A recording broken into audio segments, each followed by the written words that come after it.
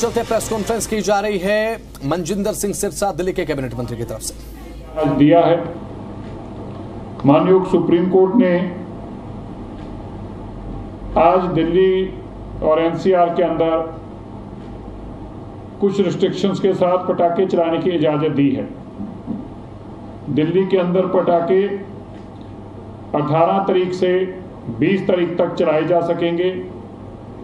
18 अक्टूबर के शाम को 8 बजे से लेके 10 बजे तक, 19 अक्टूबर को 8 बजे से लेके 10 बजे तक और 20 अक्टूबर को भी 8 बजे से लेके रात को 10 बजे तक, रात को 8 से 10 तक और सुबह इन्हीं 3 दिनों में 6 बजे से लेके 7 बजे तक।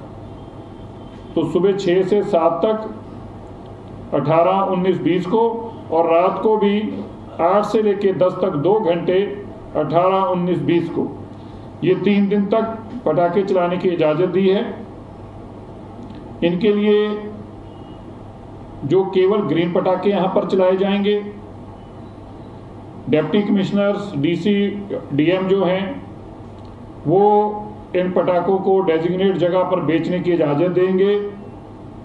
ये पटाखे केवल जो नीरी की और पीएसओ पैसों की जो नॉर्म्स हैं जो ग्रीन पटाखों को डिफाइन करती हैं, केवल उन्हीं ग्रीन पटाखों को एनसीआर दिल्ली में लाने की इजाज़त होगी और चलाने की इजाज़त होगी।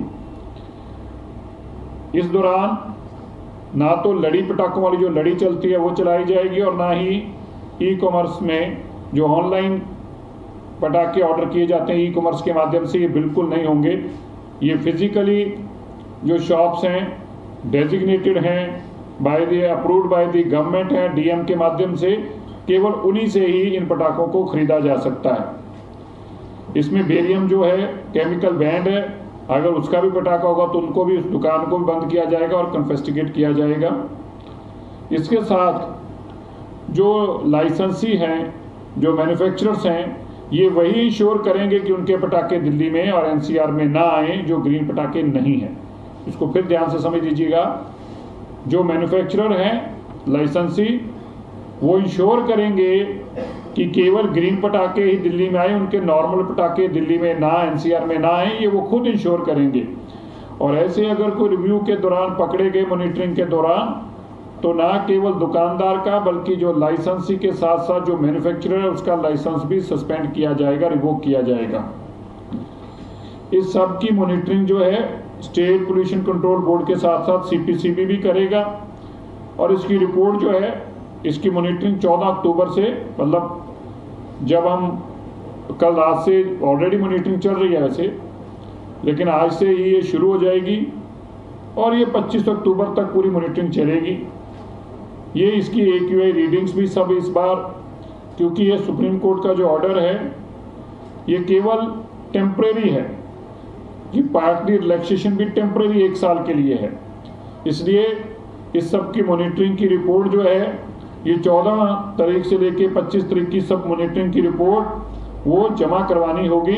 उसके बेसिस के ऊपर ये जाना जाएगा कि कितना AQI में अंतर आया और क्या क्या होना चाहिए।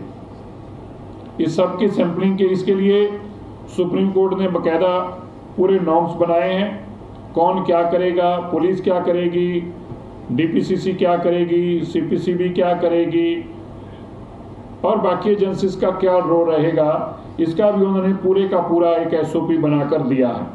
इसमें सैंपलिंग से लेकर कैसे ग्रीन क्रैकर्स को मैन्युफैक्चरर्स को ऑथराइज करना है, कौन करेगा, कैसे वाटर के सैंपल्स भी लेने हैं और रिड्रेसल भी, अगर कोई ग्रीवेंस भी आता है तो उसको रिड्रेसल का भी उन्होंने पूरे का पूरा एक सेटअप बना के दिया है और लाइसेंसेस का रिव्यू का भी, कि अगर कोई गलत करता है। और ये ऐसे जैसे मैंने पहले बताया कि एक ट्रायल बेसिस पे ये केवल ऑर्डर दिया गया है। तो जहां मैं इस ऑर्डर को वेलकम करता हूं, वहीं मानयोग रेखा गुप्ता जी का भी धन्यवाद करते हैं और मैं दिल्ली के लोगों को और एनसीआर के लोगों को ये आग्रह करना चाहता हूं, माननीय सुप्रीम कोर्ट ने आपके आग्रह के ऊपर बहुत सालों बाद इस बैन को हटाया है।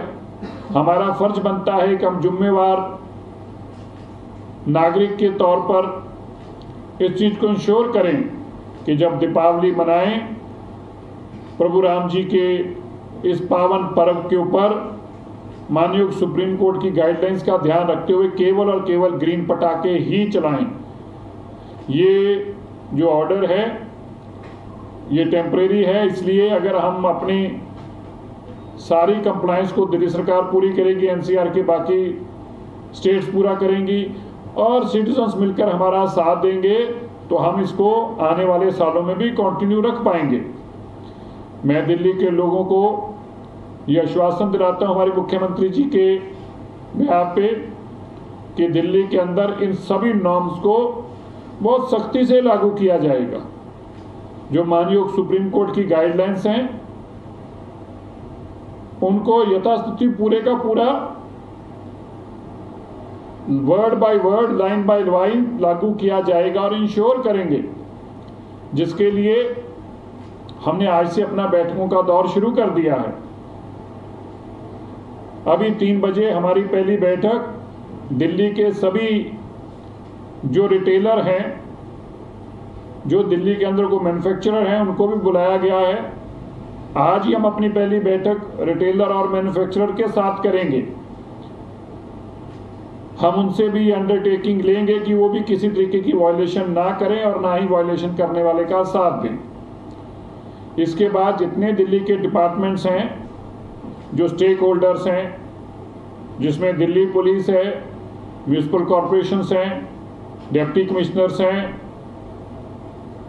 डीपीसीसी है, एनवायरनमेंट का डिपार्टमेंट है, ये भी 4 बजे अपनी बैठक, दूसरी बैठक 4 बजे आज करेंगे। पहली 3 बजे बैठक सभी पटाखे वालों के साथ और दूसरी बैठक 4 बजे सभी डिपार्टमेंट्स के स्टेक होल्डर के साथ। हम इंश्योर करेंगे कि दिल्ली की हवा भी स्वस्थ रहे, दिल्ली के लोग भी स्वस्थ रहे और दिल्ली के लोग अपने पावन पर्व दीपावली पे खुशियों से पटाखे चलाकर इस दीपावली को मना भी सकें और ग्रीन पटाखे ही दिल्ली में आए।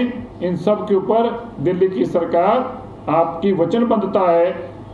दिल्ली के अंदर मैं इतनी बात आपको याद दिलाते हुए अपनी बात को समाप्त करूंगा।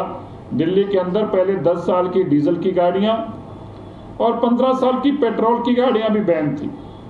जब हमने माननीय सुप्रीम कोर्ट के पास तथ्यों के साथ सारी जानकारी दी, ये केवल और केवल कार मैन्युफैक्चरर्स को बेनिफिट देने के लिए पुरानी सरकारों ने ये धंधा चलाया था और कितनी कबाड़ की गाड़ियां कहां उठ गई उनके आंकड़े नहीं है किसी के पास। दिल्ली के अंदर कोई ऑर्गेनाइज्ड